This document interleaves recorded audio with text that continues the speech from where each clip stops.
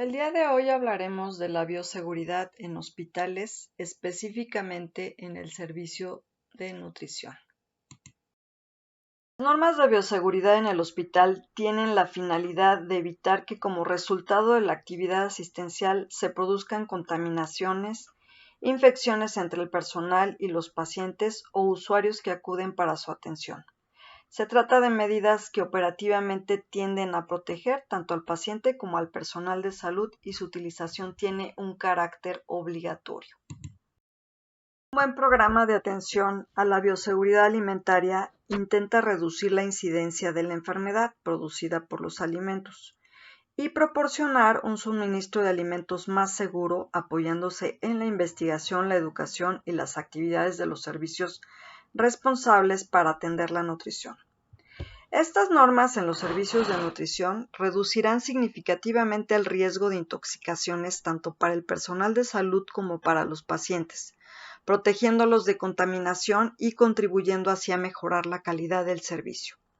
Todo el personal de cocina y comedor deberá de recibir capacitaciones de buenas prácticas, de manipulación e higiene. Se deben de realizar periódicamente controles bromatológicos y microbiológicos mediante la toma de muestras de alimentos elaborados, materia prima y agua corriente. ¿Cuáles son los riesgos epidemiológicos en los alimentos? Es una clasificación que se le da a los alimentos según sea su mayor o menor predisposición a provocar enfermedades de transmisión alimentaria. Está basada principalmente en la composición de los mismos y la forma de preparación. Alto riesgo están incluidos los alimentos como ensaladas crudas, cremas, mayonesa, salsa, ceviche, alimentos insuficientemente cocidos y pasteles rellenos. Mediano riesgo. En este grupo están los tallarines, tortillas, frijoles, alimentos recalentados, refritos y guisados. Bajo riesgo. Sopas, caldos, frituras, carnes cocidas, carnes a la parrilla, verduras hervidas y alimentos cocidos de consumo inmediato. Debes de tomar en cuenta cuando preparas los alimentos todos estos riesgos. Además de los riesgos, también tendremos algunos tipos de contaminantes.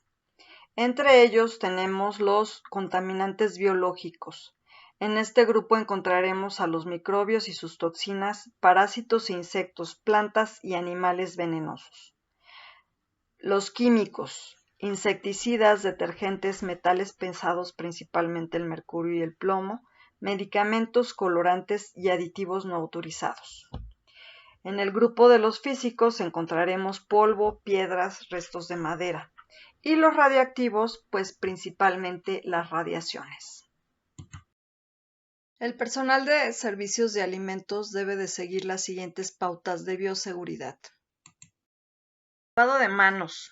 Se debe de hacer con agua tibia o corriente, con cloro residual mínimo al 0.5 miligramos por litro, jabón líquido desinfectante, con esponjas con cerdas plásticas incorporadas y secarse las manos con toallas de papel desechable.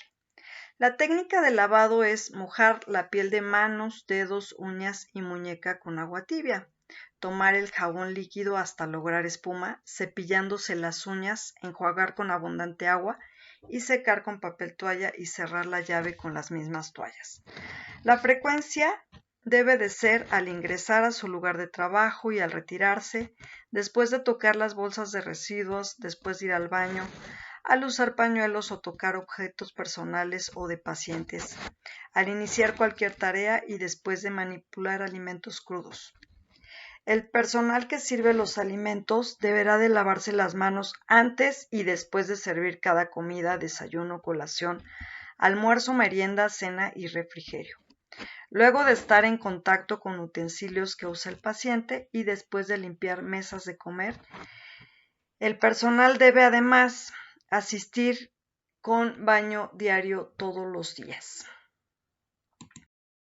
Los ambientes y espacios físicos deben de estar adecuadamente ventilados e iluminados.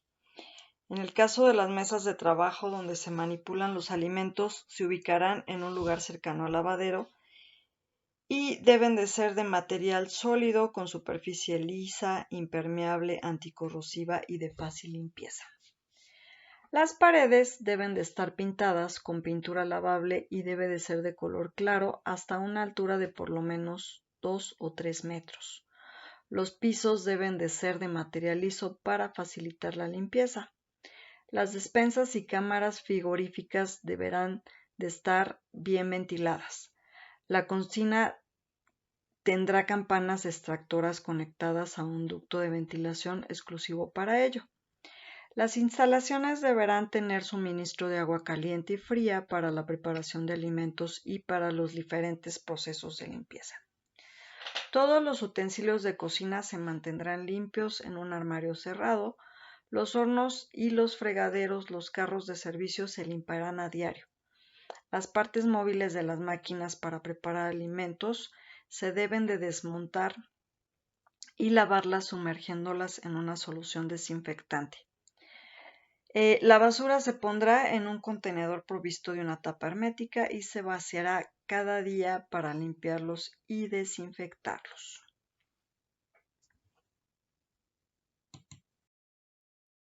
Todo personal de servicio debe de ser sometido a examen médico completo para enfermedades infectocontagiosas. Estos estudios deberán ser incluidos en su historia clínica al momento de su ingreso en la institución. Este personal deberá de recibir inmunizaciones protectoras principalmente para tétanos y hepatitis. Los trabajadores utilizarán ropas de trabajo de color blanco o de colores claros, de material no inflamable que deberán mantener limpia. Los gorros o mallas serán obligatorios debiendo tapar todo el cabello. El delantal que se usa para el trabajo debe de ser quitado a la hora de ir al baño.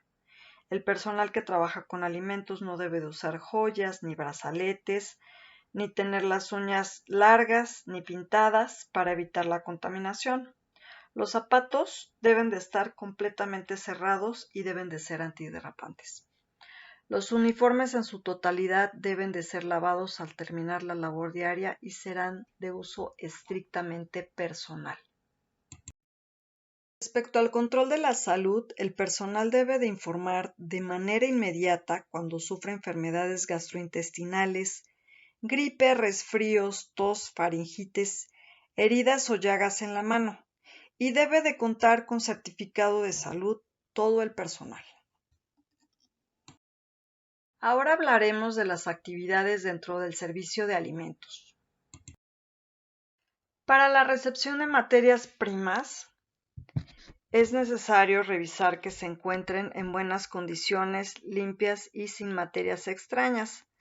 Los empaques en los que vienen contenidas deben de estar sin roturas y los productos deben de estar dentro de la fecha de caducidad o fecha de consumo indicada. Los alimentos perecederos se deben de checar las temperaturas estipuladas. Los productos almacenados deben de encontrarse debidamente protegidos contra contaminación o deterioro, para lo cual deben de ser colocados en recipientes de material sanitario, cubiertos, identificados y, de ser el caso, mantenidos en refrigeración o congelación, revisando periódicamente las temperaturas. No se deben de almacenar productos en guacales, cajas de madera, recipientes de mimbre o costales. Los alimentos cocidos deben de separarse de los crudos, colocando estos últimos en los compartimientos inferiores de los refrigeradores. Los productos deben de colocarse sobre tarimas de 15 centímetros de altura, evitando el contacto directo con el piso, paredes y techos. Los productos secos deben de conservarse en áreas cerradas, secas, ventiladas y limpias. Manipulación de los alimentos. Los alimentos de origen vegetal deben de estar libres de moho y lavarse con agua. Durante su preparación, los alimentos que requieran refrigeración o congelación deben exponerse el menor tiempo posible a la temperatura ambiente. La descongelación de alimentos debe realizarse en refrigerador, horno de microondas o bajo el chorro del agua.